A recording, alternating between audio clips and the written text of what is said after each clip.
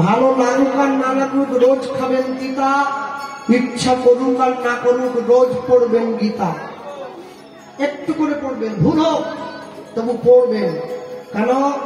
দস্যু রত্নাকর কিন্তু মরা মরা বলতে বলতে রাম উচ্চারণ করেছিল। গীতা পড়বেন, প্রত্যেকে গীতা, ভুল হোক না, অসুবিধা কি? পড়তে পড়তে পড়তে পড়তে ঠিক হয়ে যাবে। আজ হোক বা কাল, কাল হোক বা পরশু, ঠিক একদিন হবেই। যারা লেখাপড়া জানে না, যারা পড়তে জানে না, তারা প্রত্যেক দিন স্নান করে গীতাকে প্রণাম করবে। যেখানে গীতা পাঠ হবে, যে পড়তে জানে সে যদি পড়ে, সে শুনবে, এতেও তার কল্যাণ হবে। আর যে শুনতে পায় না, যে বলতে পারে না, সে গীতাকে মন প্রাণ থেকে ভালোবাসবে, এতেও তার কল্যাণ হবে। ভগবান শ্রীকৃষ্ণ অর্জুনকে বলেছিলেন, অর্জুন মত কথা বাচতাং নিত্যং মত কথা শ্রবণেরতং। কেউ যদি নিত্য নিত্য আমার কথা বাক্যের দ্বারা বর্ণনা করে, এতেও সে মৃত্যুর পরে আমার চরম প্রাপ্ত হবে। অর্জুন বলল, সখা, যে তোমার কথা বলতে পারবে না, ওই যে আপনি বললেন যে পড়তে পারবে না, তার কি হবে? তখন ভগবান বললেন, মত কথা শ্রবণেরতম, কেউ যদি আমার কথা নিত্য নিত্য শোনে, এতেও সে মৃত্যুর পরে আমার চরম প্রাপ্ত হবে। তারপরে বললেন, সখা, যে তোমার কথা বলতে পারবে না, শুনতে পারবে না, তার কি হবে? তখন ভগবান বললেন, মত কথা প্রীত বনস্পন, কেউ যদি আমার কথা নিত্য নিত্য ভালোবাসে, এতেও সে মৃত্যুর পরে আমার চরম প্রাপ্ত হবে।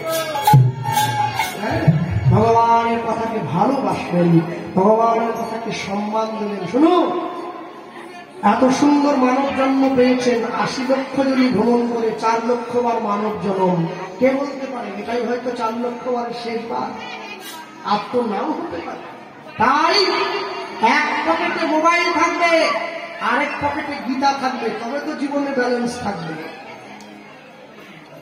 সপ্তাহে একদিন করে বাড়ির লোকে মাছ মাংস রান্না করে খায়, সপ্তাহে একদিন করে মন্দিরে গিয়ে প্রসাদ পান, তবে তো জীবনে ব্যালেন্স থাকবে।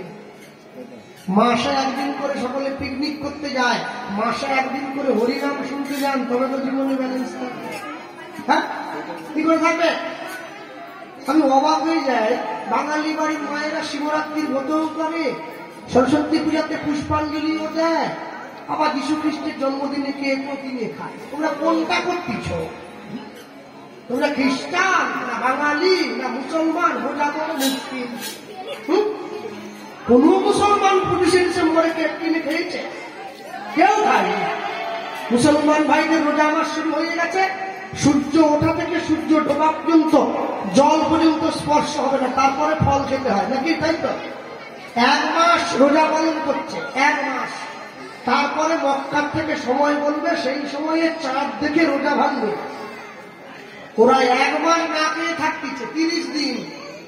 আর আমরা মাসে একটা একাদশী করবো, আমাদের হাত গেল, পা গেল, কোমর গেল, সব ভেঙে শুনে এক জায়গায় হয়ে গেল। কি কষ্ট, কষ্ট। হ্যাঁ, তাও বক করে খাওয়ান, গেলবার ব্যবস্থা আছে, বাদাম ভাজা, তরকারি, দুধ, ছানা। হ্যাঁ, আর একাদশীর দিন যে পার্টি বাড়িতে আমাদের গান হয়, সে কমিটি ভাবে এই শেষ, একে আর ডাকবো না, এই শেষ মাস, এ দল আর ডাকবো না। কেন বলুন তো? এমনি দিনে হলে তুমি কুমড়োর তরকারি ডাল দিয়ে সেটা দিচ্ছিল, একাদশী